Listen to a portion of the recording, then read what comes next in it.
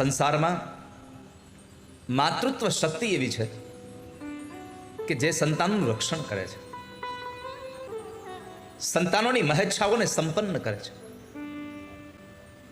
આ તમે જુઓ, આણંદમાં શ્રી સખી આનંદ ગરબા મંડળના બહેનોએ આવો સંકલ્પ કર્યો તો એની આ શ્રદ્ધાએ, એના ભરોસાએ, એના વિશ્વાસે ઠાકોરજી ન ઉપડ્યું 7 દિવસ એના ગામમાં રોકાવા માટે, એના ઘરમાં રોકાવા માટે.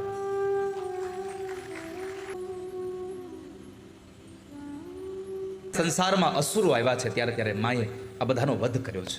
સમજો ને તો સખી મંડળને કહું કે તમારે ભલે આ ભાગવત તમારા આંગણે આવ્યું છે, પણ આમ તો તમારા આંગણે આ રાધાજી જ આવ્યા છે.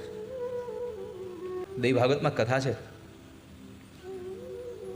માં પાર્વતી બરાબર તૈયાર થયા ને એટલે ભગવાન શંકરે કીધું, દેવી જુઓ તો ખરા તમારે સ્ત્રીઓને કેટલું સારું નહીં, કેટલો શિંગાર કરવા મળે, કેટલા પ્રકારના શિંગાર તમને કરવા મળે. અમને એમ થાય છે કે આવો અમને અવસર મળે, આવો અવસર અમને મળે. એટલે પાર્વતીએ કીધું, પ્રભુ તમારી ઈચ્છા હોય તો આપણે ઈચ્છાને સંપન્ન કરીએ કે હવે પછીના તમારા અવતારમાં તમે સ્ત્રી બનીને આવશો, હું પુરુષ બનીને આવીશ.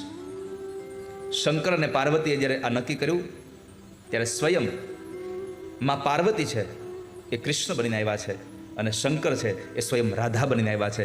આ તમારા આંગણે સ્વયં માં જગદંબા પધાર્યા છે.